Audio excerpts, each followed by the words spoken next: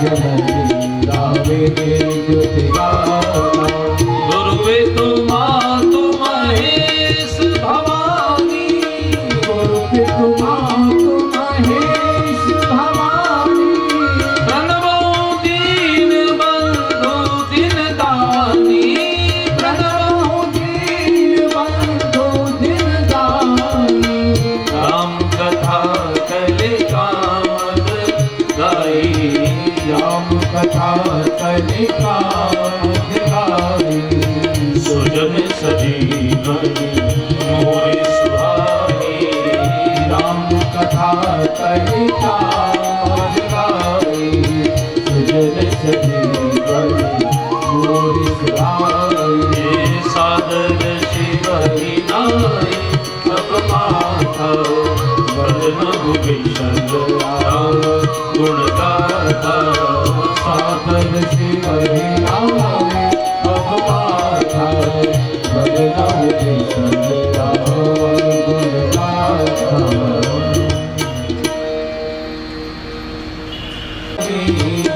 करहूं प्रणाम जोरी जुग पानी, करहूं प्रणाम जोरी जुग पानी। मंगल भवन अमंगल हारी, मंगल भवन अमंगल हारी। प्रभु सुदशरथ अजिर बिहारी, प्रभु सुदशरथ अजिर बिहारी। सिय राम में सब जग जानी, सिय राम में सब जग जानी। सबको प्रणाम। सबके अंदर सीताराम जी को देखना कौन देख सकता है? जो ज्ञानी है। विशेषता यह है कि ज्ञानी उसी को कहते हैं जो सबके अंदर एक ही ब्रह्म का दर्शन करता है। भगवान श्री राम से अरण्य कांड के 13वें दोहे में लक्ष्मण जी ने एक प्रश्न पूछा था, ज्ञान किसे कहते हैं? कहे हु ज्ञान विराग और माया, कहे हु सो भगत करहु जेहि दाया। ऐसा एक प्रश्न पूछा। जैसे अर्जुन ने भगवान कृष्ण से प्रश्न पूछे, वैसे लक्ष्मण जी ने भी भगवान राम से 5 प्रश्न पूछे। उसमें एक प्रश्न ज्ञान के बारे में था। तो देखिए, लक्ष्मण जी में और अर्जुन में बहुत अंतर है। अर्जुन समझ नहीं रहा था, क्योंकि अर्जुन तो हस्तिनापुर का है ना, मेरठ क्षेत्र का। अब मोदी जी ने कितना समझाया कि किसान कानूनों के बारे में, लेकिन कहां समझे वो। तो वो जो प्रजाति है उधर, जो उधर के चौधरी हैं, जाट हैं, तो भगवान नहीं समझा पाए तो मोदी क्या समझा पाते? पूरा देश समझ गया, वो नहीं समझे। भगवान ने अर्जुन को भी 700 श्लोक सुना, ये समझा नहीं पड़ता। तो अंत में फिर अर्जुन का उन्होंने ठेका लिया, टेंडर लिया। अहम त्वाम सर्वपापेभ्यो मोक्षयिष्यामि मा शुचः। मैं तुझे सभी प्रकार के पापों से मुक्त करने की गारंटी देता हूं। तब अर्जुन गांडीव उठा के खड़ा नहीं रहा। समझा नहीं। लेकिन लक्ष्मण जी की स्थिति दूसरी है। लक्ष्मण जी को समझने के लिए बहुत शब्दों की आवश्यकता नहीं है। भगवान ने कहा मैं बहुत थोड़े शब्दों में समझा दूंगा लक्ष्मण। और लक्ष्मण जी समझ गए कि लक्ष्मण जी अवध के, उनकी श्रद्धा बहुत है। तो भगवान ने थोड़े शब्दों में समझा दिया। और कितना सुंदर समझाया ज्ञान को। आप सब जो मेरे सामने बैठे हैं, सभी बुजुर्ग लोग और सभी नौजवान भाई, वो सभी बड़े ज्ञानी हैं, बहुत कथाएं सुन चुके हैं। इसलिए ये एक चौपाई आप अपने मुख से गाएंगे ना, आपको आनंद आ जाएगा। भगवान ने ज्ञान की कितनी सुंदर व्याख्या की। सभी लोग गाइए। ज्ञान मान जय एक नाही, ज्ञान मान जय एक नाही। देखिए ब्रह्म समान सब माही, देखिए ब्रह्म समान सब माही। अभी कितना सुंदर समझाया। ज्ञान मान जह एकहु नाही। ज्ञानी का पहला लक्षण क्या है? जिसमें इतना सा भी अभिमान ना हो। इसलिए गोस्वामी जी सबको प्रणाम कर रहे हैं, उन्होंने दुष्टों को भी प्रणाम किया। बंदम संत असज्जन चरना, दुख प्रद उभय बीच कछु बलना। यानी उन्होंने दुष्टों को भी सज्जनों को भी सबको प्रणाम किया। उन्होंने कहा बनाए तो सब भगवान नहीं है। तो जो इतना विनम्र है, जिसमें कोई अहंकार नहीं है, और जो सबके अंदर परमात्मा को देख रहा है, वही तो ज्ञानी है। अब देखिए, हनुमान जी जब सीता जी की खोज करने लंका को चले, तो हनुमान जी के बारे में पहले दोहे में लिखा गया सुंदरकांड में, यह कही नाई सबन कहु माथा, चले हर्ष ही धरि रघुनाथ। सभी वानरों के चरणों में मत्था टेककर हनुमान जी ने लंका की यात्रा प्रारंभ की। और कोई होता तो क्या करता? सबको अंगूठा दिखा के जाता कि देखिए आप नहीं गए, हम जा रहे हैं। 2 बटन खोल के जाता, देखिए आप नहीं गए, हम जा रहे हैं। देखिए हनुमान जी तो सबको मत्था टेक कर गए, बोले भैया आपकी कृपा से हम जा रहे हैं, आप चले जाते तो हमें जाने का अवसर कैसे मिलता भला? आप नहीं गए तभी तो हम जा रहे हैं। तो ये जो विनम्रता है, ये जो सबको प्रणाम करने की परंपरा है, बड़ी अद्भुत। गोस्वामी जी सबको प्रणाम किए, फिर भगवान के पावन नाम को प्रणाम किए। आप जानते हैं कलयुग में सबसे बड़ा नाम भगवान राम का नाम है। मैं आपको एक वैसी जनरल नॉलेज के लिए एक समाचार दे दूं कि पूरी दुनिया में ये जो जितने भी धर्म है, जैसे बुद्ध ने भी अपना जो धर्म चलाया, बौद्ध धर्म, उसमें भी उन्होंने कहा कि मैं इक्ष्वाकु कुल का, राम से जोड़ा अपने आप, मैं राम का वंशज हूं। राम के बिना कोई नहीं चला। गुरु गोविंद सिंह जी महाराज ने कहा कि मैं राम का वंशज हूं। गुरु गोविंद सिंह जी महाराज का एक किताब है लिखी हुई, विचित्र नाटक कहते हैं उसको। विचित्र नाटक मीन्स उनकी ऑटोबायोग्राफी है, उनकी आत्मकथा है वो। बड़ा सुंदर पुस्तक है। ये जो पंजाब के 2 वंश हैं, सोढ़ी और बेदी, ये दोनों रघुवंशी क्षत्रियों के वंश हैं। तो गुरु नानक भी और गुरु गोविंद सिंह जी महाराज भी, ये दोनों रघुवंशी क्षत्रिय हैं। तो उन्होंने भी अपने को राम से जोड़ा। और पूरी दुनिया के जो 3 सबसे बड़े धर्म हैं, यहूदी, ईसाई और इस्लाम, इन तीनों का जो सबसे पुराना धर्म स्थान है वो यरूशलेम में, इजराइल फिलिस्तीन में, उसे अलक्सा मस्जिद बोलते हैं। अलक्सा माने जैसे अपने यहाँ के संत बोलते नहीं है, अलग निरंजन। अलग माने जो दिखाई नहीं पड़ता, अलग दिखाई नहीं पड़ता लेकिन है। जैसे अभी एलेक्सा गूगल में आ गई है, अब लोग ऑर्डर करते हैं गूगल पर, एलेक्सा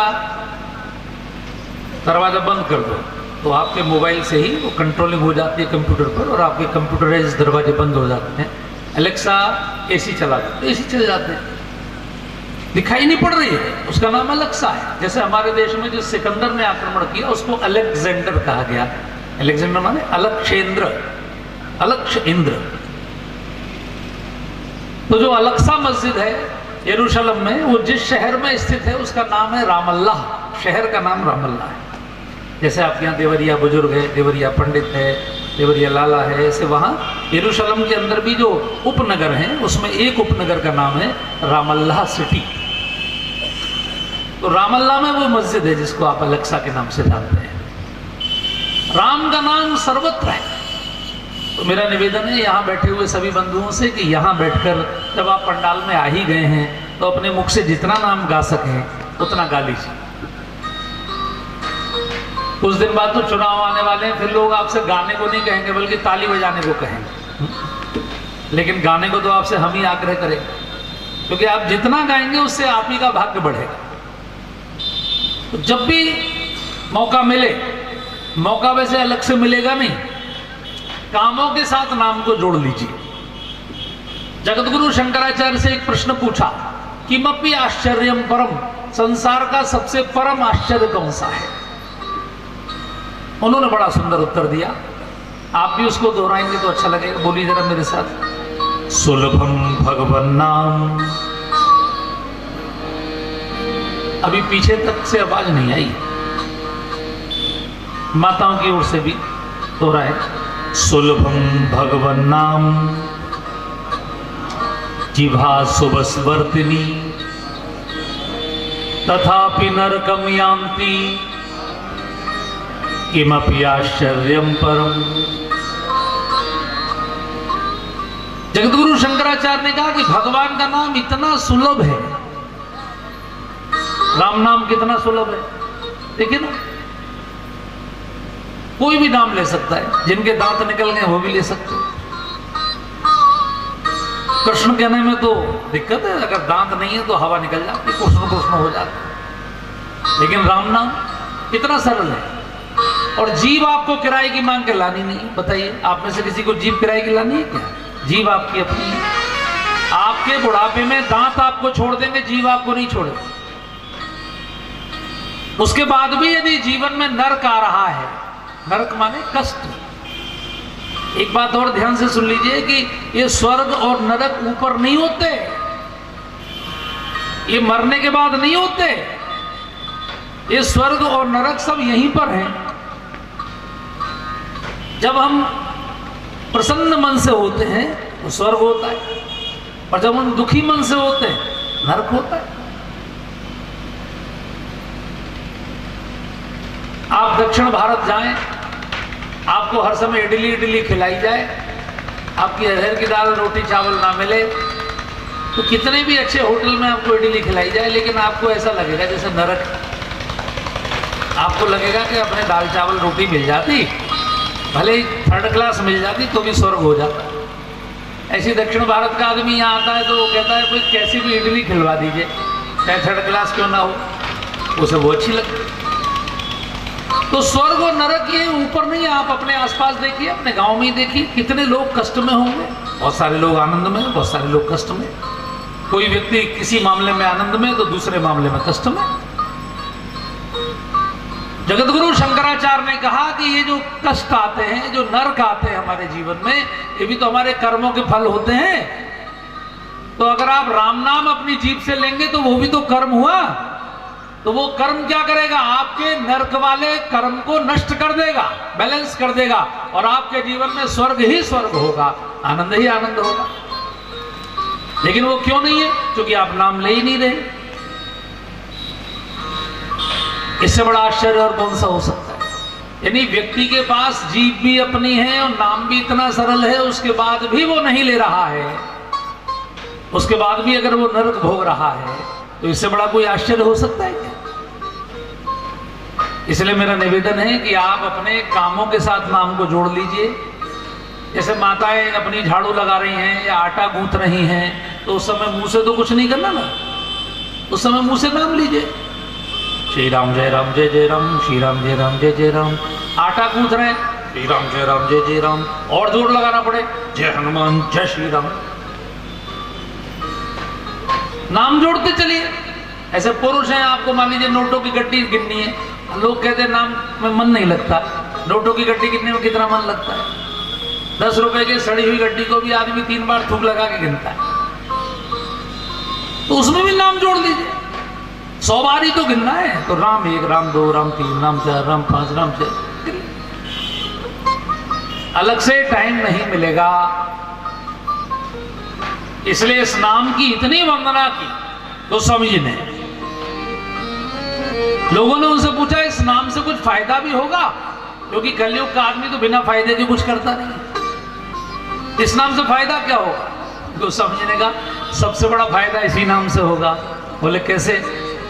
गोस्वामी जी ने कहा सारी जो आदमी 24 घंटे मेहनत कर रहा है, आइए महाराज जी, आइए फिर आइए।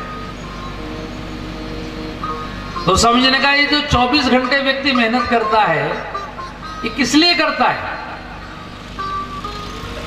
किसी से पूछो भाई आप इतनी मेहनत क्यों कर रहे हैं, तो वो कहेगा अपने बच्चों के लिए कर रहे हैं। तो आपने एक कहावत सुनी होगी, पूत सपूत तो का धन संचय, अपूत कपूत तो का धन संचय। आपके बच्चे अगर अच्छे हैं तो भी धन इकट्ठा करने की आवश्यकता नहीं है।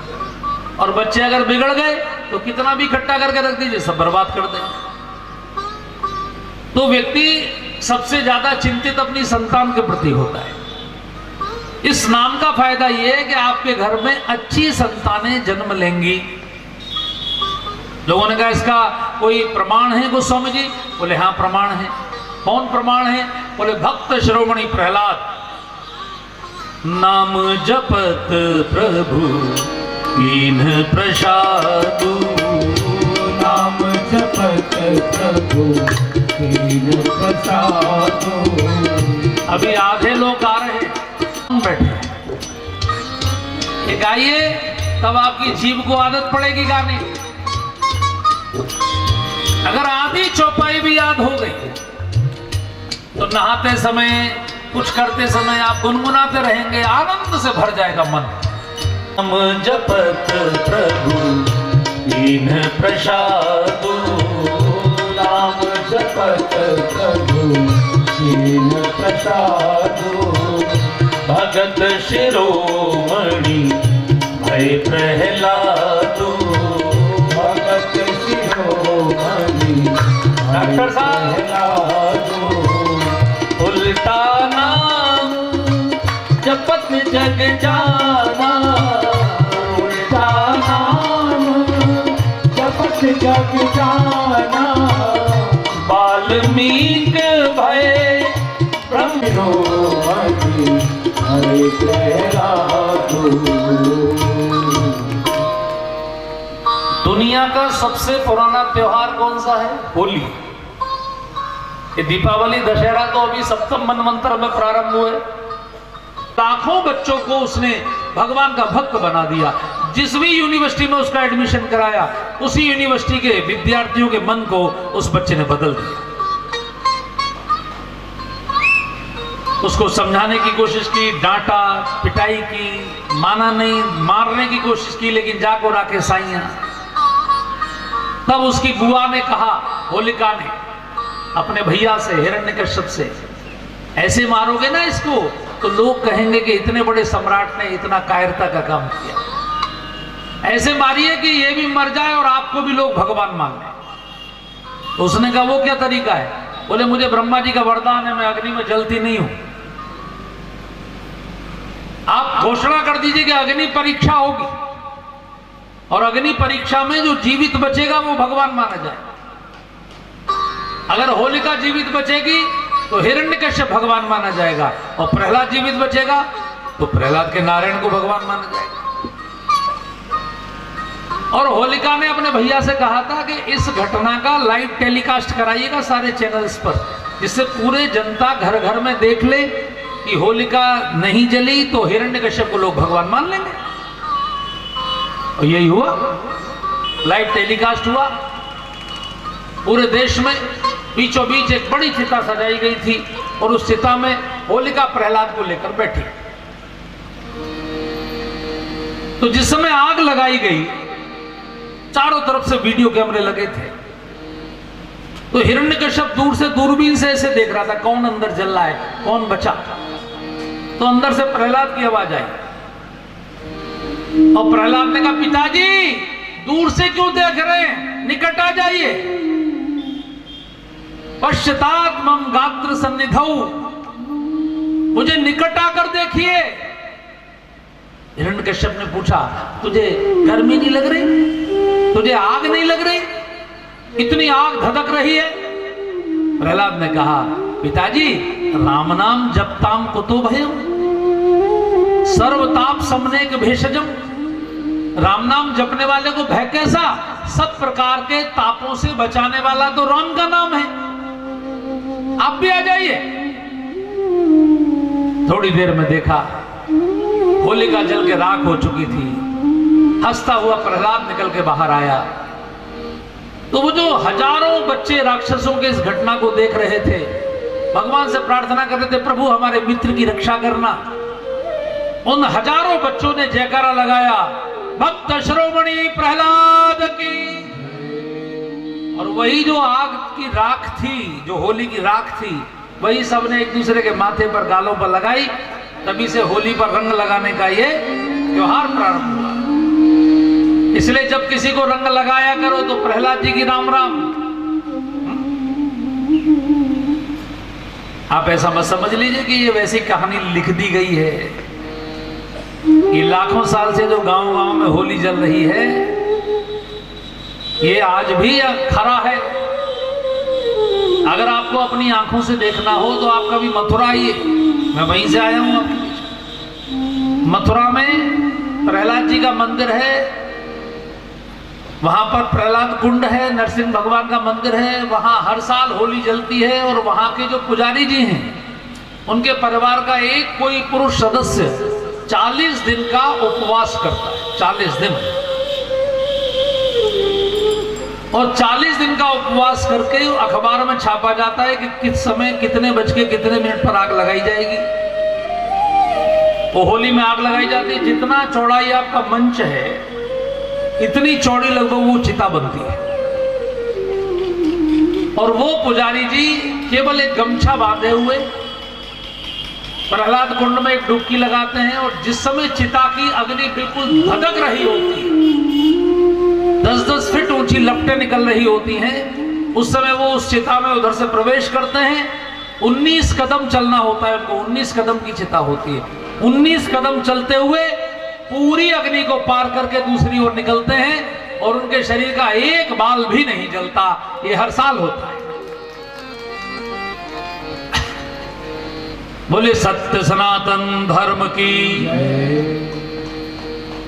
ये मैं आपसे वैसे ही नहीं कह रहा हूं, आप अपनी आंखों से आके देख सकते हैं। अभी मार्च में होली आने वाली है, स्वयं अपनी आंखों से आके देखिए। उस मेले में कलेक्टर, एसपी सब लोग रहते हैं, 1 लाख लोगों की लगभग भीड़ रहती है, एक बाल भी उनका नहीं जलता। तो ये आज भी होता है। भगवान के प्रसाद हो गए प्रहलाद जी।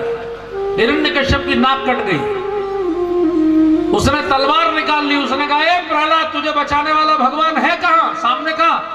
सामने ला उसको। प्रहलाद ने कहा, हमारे भगवान की ये विशेषता है कि वो फोटो नहीं खिंचवाते, पत्थर नहीं लगवाते, अपना सामने नहीं आते। वो तो बिनु पद चले सुने बिनु काना, कर बिनु कर्म करे विधि नाना। वो तो कण कण में व्याप्त है। उनका एक नाम है विष्णु। विष्णु का मतलब है जो प्रत्येक परमाणु में जिसकी सत्ता है।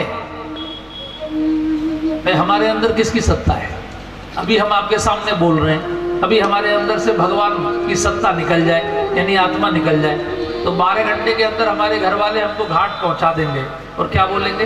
राम नाम सत्य है। क्या बोलेंगे?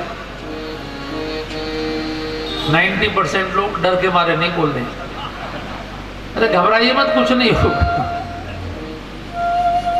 राम नाम सत्य है। सत्य कौन है? सत्य किसे कहते हैं? सत्य से कहते हैं जिसकी सत्ता होती है। आपके अंदर आपकी सत्ता नहीं है, मेरे अंदर मेरी सत्ता नहीं है। जब तक उसकी सत्ता है तब तक हम बोल रहे हैं। जिस दिन उसकी सत्ता निकलेगी उस दिन राम नाम सत्य है। ये हमारे ऋषियों ने बड़े सोच समझ के पंक्ति बनाई है कि मरते समय व्यक्ति को ध्यान दिला दिया जाए, क्योंकि मरते समय शव यात्रा के साथ सब लोग होते हैं गांव के, तो सबको ध्यान में आ जाएगा सत्य कौन है। बोले राम का नाम सत्य है। जिसमें से निकल गया वो असत्य हो गया, वो मिथ्या हो गया। इसलिए जगत गुरु शंकराचार्य ने कहा ब्रह्म सत्यम जगन मिथ्या। भगवान श्री कृष्ण जब प्रकट हुए कंस के कारागार में, तो उनकी स्तुति वसुदेव जी ने की। सत्यव्रतम सत्य परम त्रिसत्यम, सत्यस्य योनिम निहितम च सत्ये, सत्यस्य सत्यम रथ सत्य नेत्रम, सत्यात्मकम त्वाम शरणम प्रपन्नः। एक श्लोक में भाई साहब 9 बार सत्य शब्द का प्रयोग किया। एक श्लोक में 9 बार सत्य शब्द बोला। परमात्मा ही सत्य है। श्रीमद् भागवत के प्रथम श्लोक में, प्रथम स्कंद के प्रथम अध्याय के प्रथम श्लोक में भगवान की स्तुति की गई, किसी नाम से नहीं की गई। सत्यम परम धीमहि। हम उस परम सत्य का ध्यान करते हैं, वही परम सत्य है। इसलिए प्रहलाद ने कहा मेरे परमात्मा तो कण कण में है, जहां तक ब्रह्मांड है। सिया राम में सब जग जानी। हिरण्यकश्यप बहुत चालाक था। उसने कहा इस खंबे में भी है, बोले यस इस खंबे में भी है। हिरण्यकश्यप दौड़ के भागा, खंबे पे एक घूसा मारा। आप खंबे में घूसा मार के देखिए, आपके बगल में खंबा है, कोई आवाज नहीं होगी, लेकिन वो खंबा ऐसे फटा जैसे करोड़ों बम फट रहे हैं। कड़ करता हुआ खंबा फटा और उसमें से नरसिंह भगवान प्रकट हो गए। बोले नरसिंह भगवान की जय। और नरसिंह भगवान ने तो आते ही हिरण्यकश्यप का ऑपरेशन कर दिया। सीधे इतनी जोर से उठा के उसको पटका कि उसकी सारी हड्डी पसले सब टूट। फिर उसे उसके घसीट के लाए, उसकी चौखट में बैठे, गोदी में डाला और धीरे से कान में पूछा, बेटे ऑपरेशन स्टार्ट करूं? मैं ब्रह्मा जी के सारे बाद में भगवान ने ब्रह्मा जी को इतना फटकारा, है ब्रह्मा तुझे वरदान देने की तमीज नहीं है? कैसे वरदान देते हो? मुझे कैसा रूप धारण करना पड़ा इस वरदान को पूरा करने के लिए? ना दिन में मरेगा, ना रात में मरेगा, ना अस्त्र से, ना शस्त्र से, ना पृथ्वी पे, ना आकाश में, ना पाताल में, ना मनुष्य से, ना पशु से, ना कैसा वरदान देते? ना घर के अंदर, ना घर के बाहर। उसके बाद सबने स्तुति की, ब्रह्मा ने की, सब देवताओं ने की, भगवान शांत नहीं हुए, दहाड़ रहे। तब प्रहलाद सामने आया, उस बच्चे ने एक श्लोक बोला, भगवान एक श्लोक में शांत हो गए। एक बार आप भी बोल देंगे तो भगवान को बड़ा अच्छा लगे। नमस्ते भगवतो तुभ्यम पुरुषाय महात्मने हरे अद्भुत सिंहाय ब्रह्मणे परमात्मने। एक श्लोक में भगवान एकदम शांत हो गए, प्रहलाद को चाटने लगे, आंखों से आंसू बहाने लगे। किसी ने पूछा, प्रभु आप राक्षस के बच्चे को क्यों चाट रहे हैं? भगवान ने कहा, गाय जब अपने बच्चे को प्रेम करती है तो चाटती है। मैं चूंकि मनुष्य का मुख नहीं लाया, मैं गाय का मुख, मैं शेर का मुख लाया। तो पशु अपने बच्चों को जब प्रेम करते हैं तो चाटते हैं। आंखों से आंसू बहा रहे थे, बेटे क्षमा कर देना, मुझे तेरे लिए आने में देर हो गई। फिर प्रहलाद को गोदी में उठाकर भगवान हिरण्यकश्यप के सिंहासन पर बैठ गए। लोगों ने कहा, आपको भी सिंहासन अच्छा लगता है प्रभु? भगवान ने कहा, नहीं मुझे सिंहासन अच्छा नहीं लगता, लेकिन मैं जानबूझकर इसलिए बैठा हूं कि एक पापी ने इस सिंहासन पर बैठकर इस सिंहासन को अपवित्र कर दिया, तो मैं अपवित्र सिंहासन पर अपने बेटे का तिलक नहीं करूंगा, इसलिए मैंने स्वयं बैठकर इस सिंहासन को पवित्र कर दिया है। प्रहलाद को राजा बनाकर भगवान गए। उस दिन पूरी दुनिया के लोगों ने देखा कि भगवान पत्थर के खंभे में से प्रकट हुए। लोग कहते हैं कि हिंदू पागल होते हैं, पत्थर की मूर्ति बनाते हैं। हिंदू पागल नहीं होते, उनकी थ्योरी अलग है। हिंदुओं ने ये जाना कि कण कण में परमात्मा है, और दुनिया में जितने भी कण हैं उनमें सबसे जड़ कौन है? पत्थर। सबसे जड़ कौन है? पत्थर।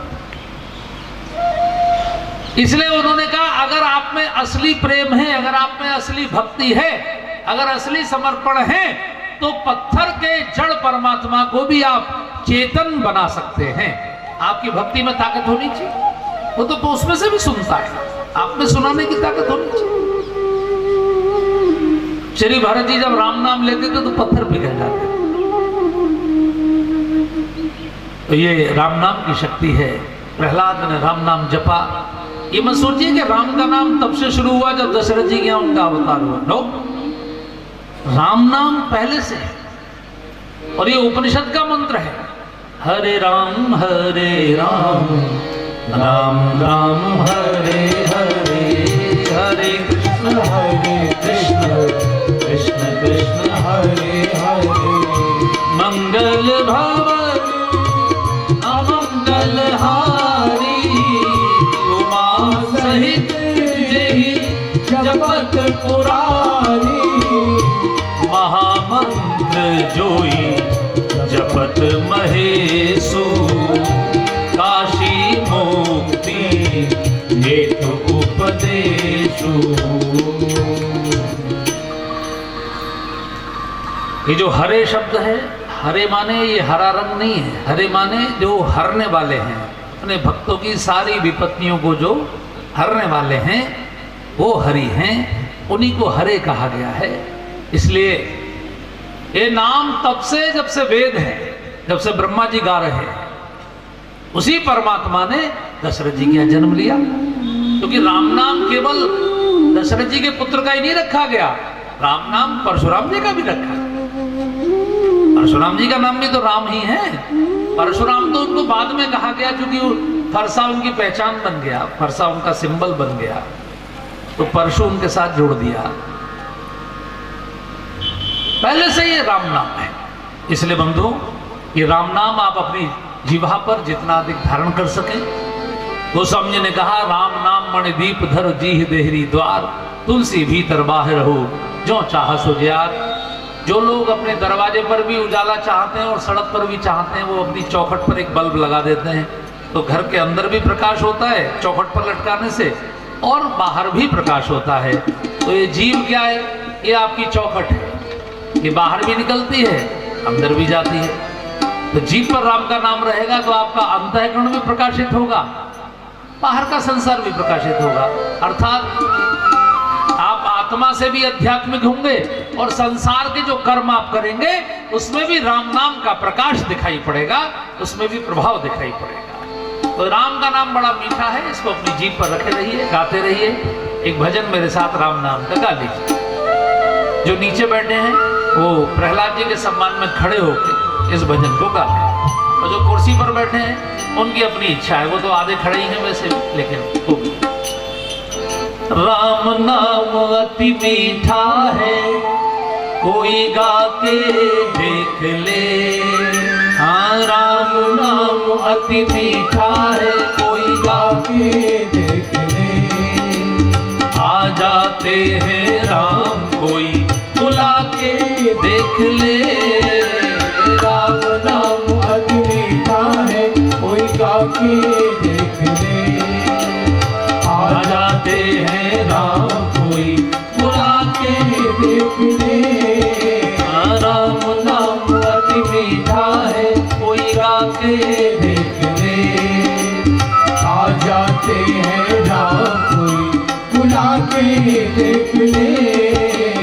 राम नाम अति मीठा है, जी राम नाम अति मीठा है।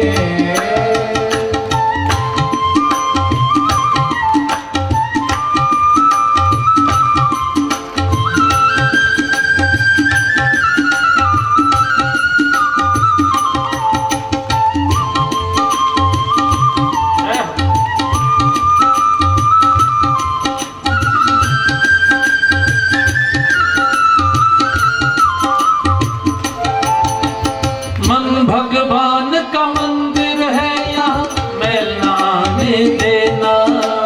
मन भगवान का मंदिर है यहाँ, मैल ना आने देना। हीरा जन्म अमोल मिला, इस व्यर्थ गवाना देना। हीरा जन्म अमोल मिला, इसे व्यर्थ गवाना देना। मानव तन अनमोल मिला, इसे व्यर्थ मानव तन अनमोल मिला, इसे व्यर्थ गवाना देना। अभी भजन के बीच में कर सकते हैं, भजन के बीच में कोई फूल फूल चढ़ाना चाहे। मानव तन अनमोल मिला, इसे व्यर्थ गवाना देना। मानव तन अनमोल मिला, इसे व्यर्थ गवाना देना। अपने हृदय में भक्ति की ज्योत जगा के देख ले। अपने हृदय में भक्ति की ज्योत जगा के देख ले। आ जाते हैं राम कोई बुला के दे। राम नाम अति मीठा है, कोई राम नाम अति मीठा है। जय हो।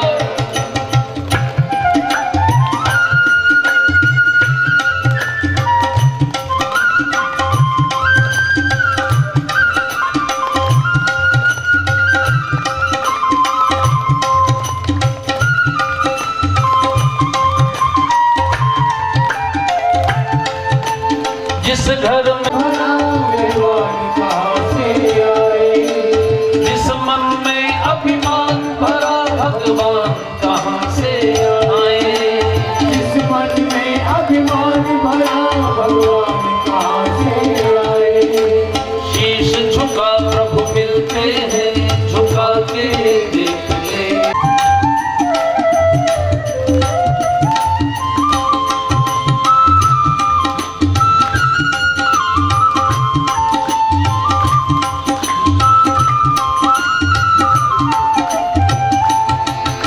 अभी तक जिन्होंने नहीं गाया हो कृपया सभी गाएं, अंतिम पंक्तियां हैं बहुत सुंदर।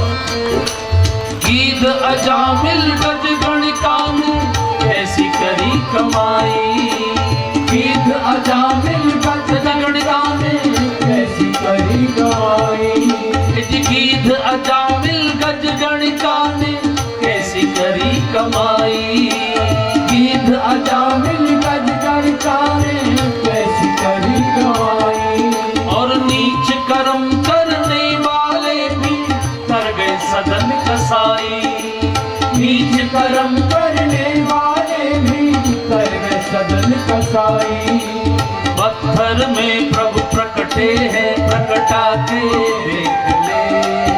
एक पत्थर में प्रभु प्रकटे हैं, प्रकटा के देख ले। आ जाते हैं राम कोई बुला के देख ले, राम नाम अति मीठा है कोई गा के देख ले। आ जाते हैं राम कोई बुला के देख ले, राम नाम अति मीठा है, अजी राम नाम अति मीठा है। है।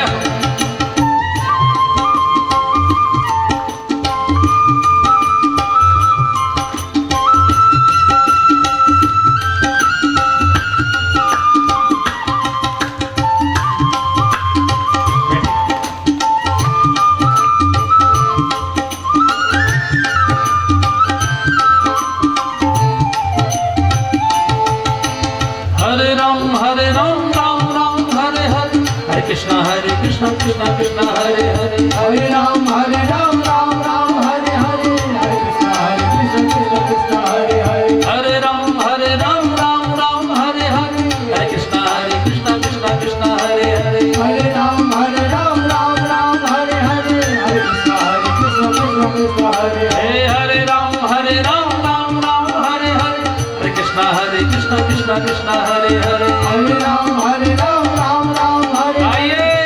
हरे कृष्ण कृष्ण हरे हरे। हे हरे राम राम हरे हरे, हरे कृष्णा कृष्णा हरे हरे। हरे राम राम हरे हरे, हरे कृष्ण कृष्ण हरे हरे। राम नाम अति मीठा है कोई गाते आ जाते हैं राम कोई बुला के देख ले। राम नाम अति मीठा है कोई गाते देख ले। आ जाते हैं राम कोई बुला के देख ले। राम नाम अति मीठा है, हरे राम नाम अति मीठा है।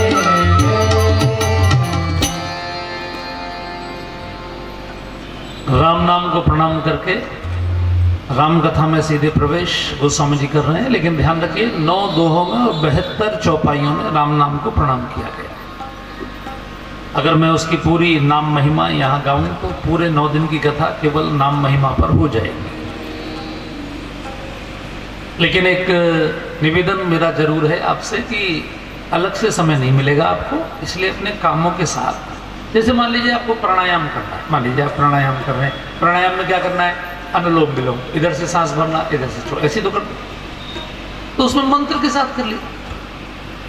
जैसे जितनी देर में सांस भरते हैं उतनी देर रोकते हैं, उतनी देर में छोड़ते हैं, उतनी देर रोक के रखते हैं। इसको कहते हैं पूरक, कुंभक, रेचक, कुंभक, पूरक, कुंभक, रेचक, कुंभक, पूरक, कुंभक, रेचक, कुंभक। ये उसकी प्रक्रिया है। भरने को कहते हैं पूरक, रोकने को कहते हैं कुंभक, छोड़ने को कहते हैं रेचक। तो जितनी देर, अब चूंकि बराबर बराबर समय में करना है तो उसका सबसे अच्छा तरीका ये है कि 2 बार श्री राम जय राम जपते हुए आपको सांस भरनी, 2 बार रोकनी, 2 बार जपते हुए छोड़नी, 2 बार छोड़े रखनी, फिर भरनी। तो आप कपाल भांति भी करें तो भी कर सकते हैं।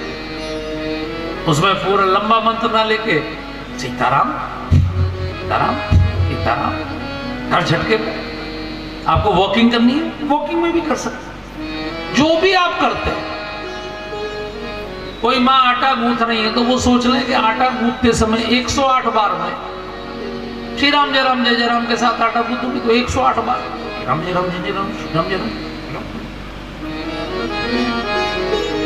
108 बार नहीं करना, वो 27 बार कर, इस बार करने, जितनी बार चाहे उतनी। प्रसाद बन जाएगा पूरा भोजन, अलग से टाइम नहीं मिलेगा।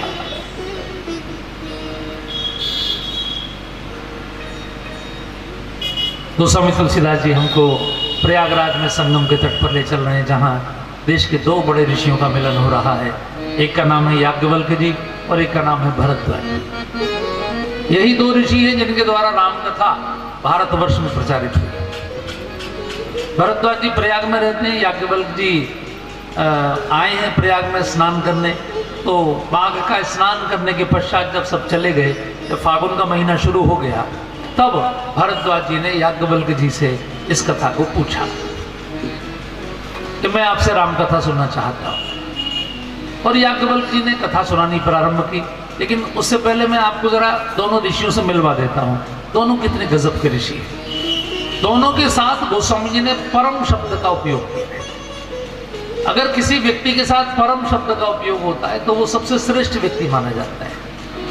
जैसे गीतराज जटायु को गोस्वामी जी ने कहा, परम बड़ भागी राम काज कारण तन त्यागी, याज्ञवल्क्य मुनि परम विवेकी, भरद्वाज राखे पद टेकी, मंगल भवन अमंगल हारी, द्रवहु सुदशरथ अजिर बिहारी।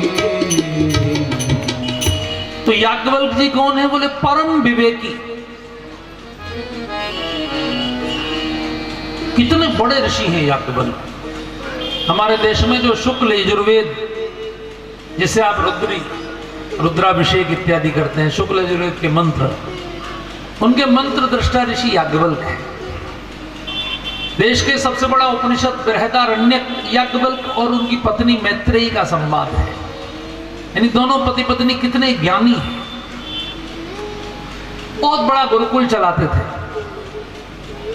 उस समय राजा जनक प्रतिवर्ष शास्त्रार्थ कराते थे। वो तो अच्छी बात है कि आप कथा कराते हैं, यहाँ जो रामकथा सेवा समिति है, अब आप लोग करा लेते हैं। नहीं तो पहले राजा लोग ये ज्ञान यज्ञ सब कराते थे, बड़े बड़े यज्ञ शास्त्रार्थ इत्यादि। अब देश में राजा तो कराता नहीं, क्योंकि देश तो धर्मनिरपेक्ष हो गया। और बहुत कम राजा ऐसे हैं, जितने एमएलए एमपी होते हैं उनमें आपने कहाँ देखा है कोई करा रहा हो? ऐसा तो नहीं कराते। अब तरीके बदल गए। वो तो ये कुछ भक्त लोग हैं जो कम से कम इस परंपरा को जीवित रखे हुए हैं। ये तो बड़ा संकट हो जाए। ये सबसे बड़ा सत्कर्म है। लोगों का मन पवित्र कैसे होगा? नई पीढ़ी को संस्कार कैसे मिलेंगे? कौन सिखाएगा? इतिहास में तो पढ़ाया नहीं जाएगा। इतिहास तो उल्टा पढ़ाया जाएगा हिंदुस्तान में। वो पढ़ाया जाएगा हमारे बच्चों को कि हिंदुस्तान की खोज वास्को डी गामा ने की। यानी यहाँ के इतिहासकार कितने बड़े मूर्ख हैं। यहाँ के शिक्षा मंत्री को सोचना चाहिए, क्या पढ़ा रहे हैं? 1498 में वास्को डी गामा ने हिंदुस्तान की खोज की। यानी 500 साल पहले भारत की खोज हुई। उससे पहले भारत क्या खोया हुआ था? अगर 500 साल पहले भारत की खोज हुई तो उसी इतिहास में ये क्यों पढ़ा रहे हैं कि 2000 साल पहले सिकंदर आक्रमण करने आया? सिकंदर आया कि नहीं आया? तो उसने कैसे खोज लिया? अगर उसने खोज लिया तो फिर वास्को डी गामा ने नया क्यों खोजा?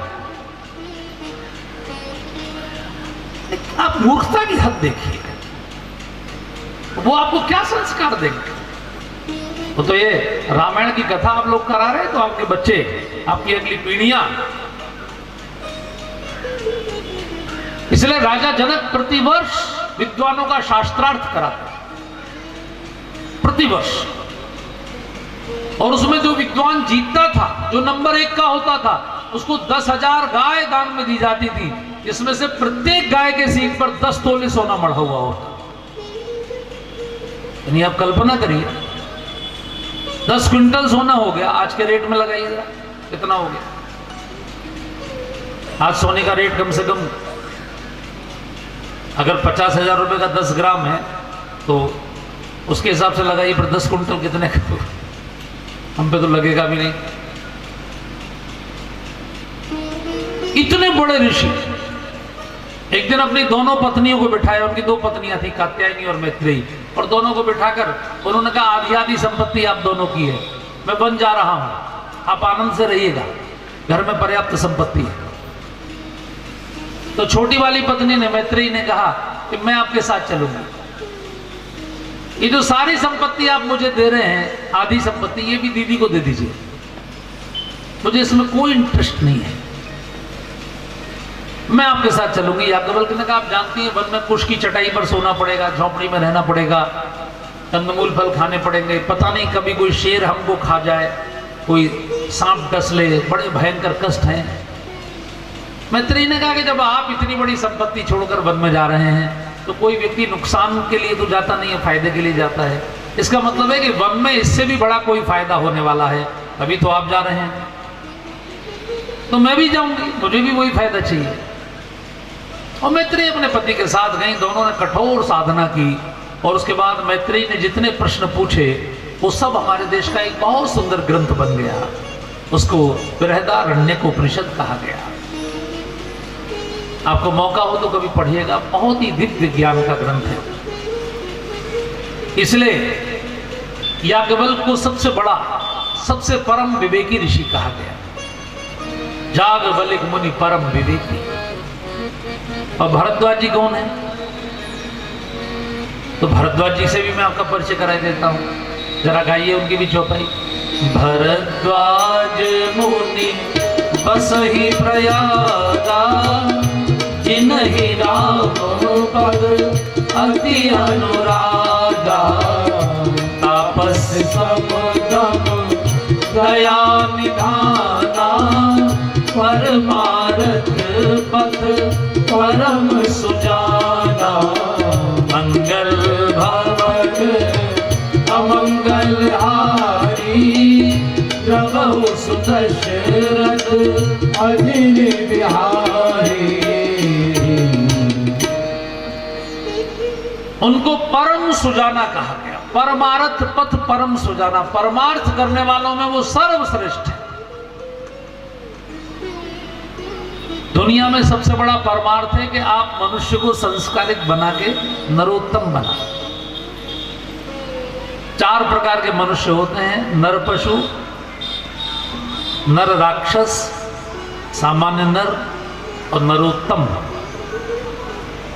एक वो होते हैं जो कुछ जान ही नहीं पाते जीवन भर, जिनका जीवन केवल रोटी कपड़ा यही प्राप्त करने की जद्दोजहद में समाप्त हो जाता है, तो कुछ नहीं जान पाते, जिनका केवल खाना पीना सोना और दिन भर मेहनत करना, ऐसा एक है काफी। एक वो लोग हैं जो सब कुछ जान लेते हैं, लेकिन उसके बाद फिर उनका उद्देश्य होता है कि हम अधिकतम सुख प्राप्त करें, चाहे कैसे भी करें, तो वो सबका शोषण करते हैं, अत्याचार करते हैं, व्यभिचार करते हैं, भ्रष्टाचार करते हैं। ऐसे लोग नर राक्षस कहलाते हैं। तीसरे होते हैं सामान्य नर, वो सुखिया सब संसार है, खावे और सोवे, अपना जिंदगी ठीक से चल जाए, जानते तो वो है अच्छा क्या है बुरा क्या है, लेकिन ना अच्छे के चक्कर में पड़ते हैं ना बुरे का विरोध करते हैं। अपना आनंद से रहो भैया, शांत रहो। वो कई बार वोट डालने भी नहीं जाते, इलेक्शन होता है, उन्होंने कहा अच्छा हो या बुरा हो अपने को क्या करना। चौथे नरोत्तम होते हैं जो कुछ अच्छा करना चाहते हैं,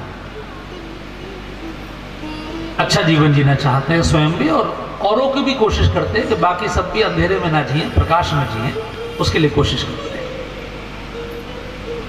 तो भरद्वाज जी सबसे बड़े परमार्थी ऋषि हैं, क्योंकि वो सबको संस्कारित करना चाहते हैं। अब देखिए, उन्होंने काशी को ज्ञान की राजधानी बनाया। ये काशी इसको ज्ञान की राजधानी बनाने का श्रेय भरद्वाज जी का है। उन्होंने दुनिया के सबसे विद्वान लोगों को लाके काशी में बसाया और पूरी दुनिया के विद्यार्थियों का आह्वान किया, काशी चलो। इसलिए आज पूरे देश में कहीं भी जब यज्ञोपवीत संस्कार होता है, जनेऊ संस्कार होता है, तो बच्चा कहता है मैं काशी पढ़ने जा,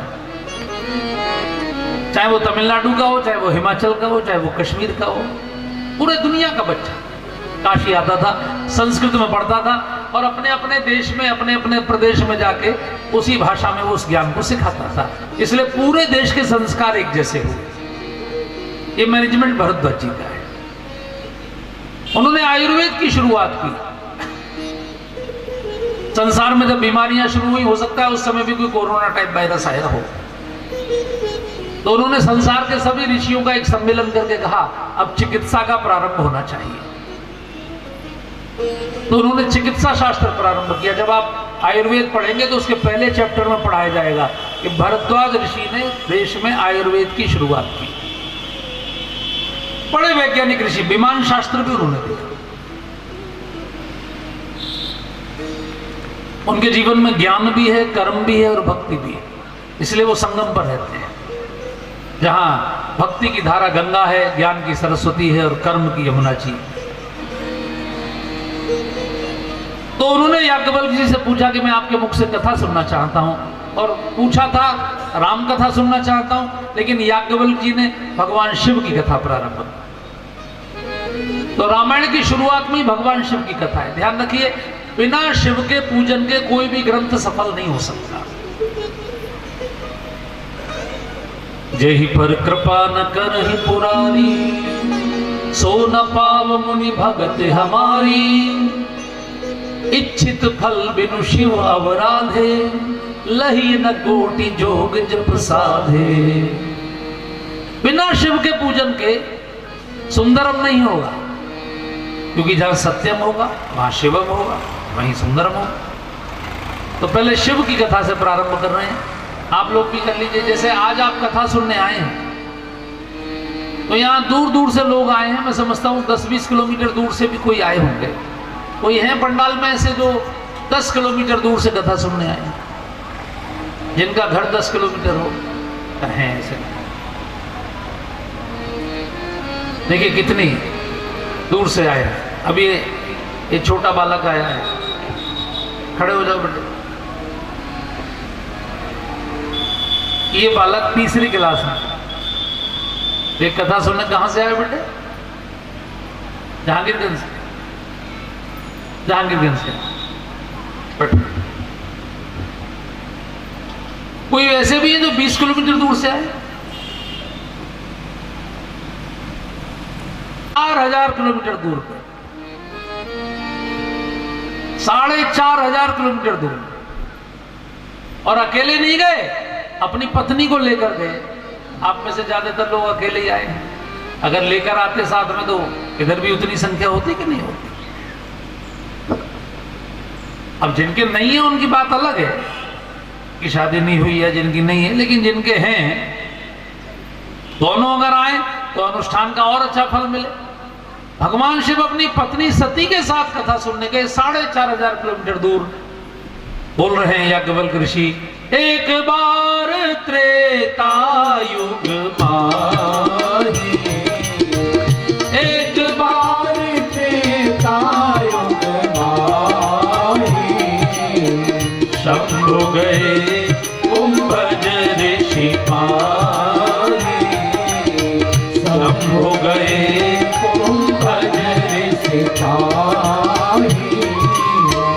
संग सती जग जननी भवानी, पूजे ऋषि अखिलेश्वर जानी। मंगल भवन अमंगल हारी, उमा सहित जय जपत पुरारी। तो त्रेता युग में एक बार भगवान शिव अपनी पत्नी के साथ कथा सुनने कहाँ गए? कुंभज ऋषि पे। कुंभज का कोई गोत्र नहीं है, यू नो। कुंभज के बारे में ये नहीं पता कि किसके पुत्र हैं, क्योंकि वो घड़े में से मिले। कई लोग अपनी संतान को ऐसे छोड़ देते थे ना, होने के बाद लोक लाज के भैसे संदूक में बंद करके, जैसे कुंती ने कर्ण को बहा दिया था, ऐसे ऐसे कुंभज थे। लेकिन कुंभज ने अपने तप से वो स्थान प्राप्त किया कि वो आज दुनिया के सप्त ऋषियों में से एक है। अगस्त ऋषि तमिलनाडु में उस समय रहते थे। भगवान शिव वहां कथा सुनने गए। अगस्त भारत के बहुत बड़े ऋषि हैं। अगस्त की पूरी दुनिया में इज्जत है, इसलिए अंग्रेजों के कैलेंडर में भी जुलाई के बाद अगस्त का महीना है। क्योंकि अगस्त के बारे में कहा जाता है कि उन्होंने 7 समुद्रों को पिया। 7 समुद्र पीने का मतलब ये नहीं कि समुद्र पी लिए। 7 समुद्र पीने का मतलब है कि जहां भी समुद्र पार करके जितनी भी मानव प्रजाति रहती थी, वहां जाकर भी उन्होंने ज्ञान का और भक्ति का प्रचार किया, सबको भगवान का भक्त बनाया। इसलिए दक्षिण में अगस्त का तारा है, जैसे उत्तर में ध्रुव का तारा है, वैसे दक्षिण में अगस्त का तारा है। भारत में 3 ज्योतिर्लिंग अगस्त के द्वारा स्थापित है, रामेश्वरम, मल्लिकार्जुन और तीसरे केदारनाथ। पहले अगस्त उत्तर में ही रहा करते थे। अगर आप में से कभी किसी को केदारनाथ जाने का सौभाग्य मिलेगा तो रुद्रप्रयाग तक एक ही रास्ता है, बद्रीनाथ केदारनाथ का। लेकिन रुद्रप्रयाग से फिर सड़क कटती है केदारनाथ की ओर। तो जैसे ही आप केदारनाथ की ओर बढ़ेंगे तो जो पहला कस्बा पड़ेगा उसका नाम अगस्त मुनि है। कस्बे का नाम ही अगस्त मुनि है। पहले अगस्त वहां रहते थे, नित्य कैलाश जाते थे। फिर भगवान शिव प्रसन्न हो गए, बोले बेटा यहां तक रोज मत आया करो, मैं वहीं प्रकट हो जाता हूं। तो भगवान शिव वहीं पर केदारनाथ के रूप में प्रकट हो गए। उसके बाद फिर अगस्त दक्षिण गए, 2 कमंडल भर के ले गए। जिस समय भगीरथ गंगा जी को लेकर आए थे, उस समय अगस्त ने भोलेनाथ से कहा, जब भगीरथ को आप गंगा जी दे रहे हैं तो दक्षिण भारत और पूर्वी भारत को भी कुछ दीजिए, क्योंकि उत्तर में आप गंगा जी बनकर आ गए और पश्चिम में आप नर्मदा जी बनकर बह रहे हैं। तो पूर्वी भारत और दक्षिणी भारत का क्या होगा? तो 2 सिद्ध कमंडल भर के लाए, जो अक्षय कमंडल थे, जिनमें से लगातार जल निकल रहा था। एक कमंडल स्थापित किया छत्तीसगढ़ में, रायपुर जो वहां की राजधानी है उसके पास धमतरी जिला, वहां अगस्त ऋषि का पर्वत है, उसी की जड़ में से महानदी निकलती है। आप कभी अपनी आंखों से देखिए, इतना चमत्कार आपने जिंदगी में नहीं देखा होगा। मैं गया उस पर्वत पर, उस पर्वत की सबसे ऊंची चोटी लगभग 600 फीट ऊंची है जमीन से। उस चोटी के ऊपर, बिल्कुल सबसे ऊपर एक कमंडल बना हुआ है छोटा सा शिला में। वो 2 फीट चौड़ा, 2 फीट लंबा, 2 फीट गहरा, और वो 24 घंटे 12 महीने 300 दिन शुद्ध जल से भरा रहता है। अब उसमें पानी कहां से आता है? सब जैसे इस पंडाल के सबसे ऊपर एक कमंडल बनाओ, अब उसमें जल कहां से आएगा? लेकिन वो कमंडल 12 महीने हर समय शुद्ध जल से भरा रहता है। और उसी पर्वत की जड़ में से महानदी निकलती है, जो पूरे पूर्वी भारत को सिंचित करती है। इसी प्रकार दक्षिण में कावेरी, वो भी अगस्त के कमंडल से निकलती है, जो पूरे कर्नाटक और तमिलनाडु की लाइफ लाइन है। तो ये अगस्त है। ये दुनिया में सबसे ज्यादा पैसा जहां पर चढ़ाया जाता है, उस मंदिर का नाम है तिरुपति बालाजी। और तिरुपति बालाजी की स्थापना भी अगस्त के हाथ से। पूरे दक्षिण की संस्कृति को आप देखते हैं, कितनी भक्ति है वहां पर। वहां का कोई भी माथा बिना तिलक के नहीं मिलेगा। प्रत्येक माथे पर तिलक, प्रत्येक घर के आगे, हर महिला अपने घर के आगे सुबह रंगोली बनाती है। वो सब अगस्त की देन है। भगवान शिव से लोगों ने पूछा कि आप इतनी दूर कथा सुनने क्यों गए? वृंदावन में इतने सारे कथावाचक थे, अयोध्या में थे, काशी में इतने विद्वान थे, हिमालय में इतने योगी थे। भगवान शिव ने कहा कि मैं ऐसे कथावाचक से सुनना चाहता था जो समाज में भक्ति बढ़ाने का भी प्रयास करता हो। बाकी सब कथावाचक तो जैसे हम लोगों को आप बुलाते हैं, हम आपको कथा सुनाएंगे, दक्षिणा लेके अपने घर जाएंगे। लेकिन जिसके हृदय में, जहां पर अभी भगवान की भक्ति नहीं पहुंची, ज्ञान नहीं पहुंचा,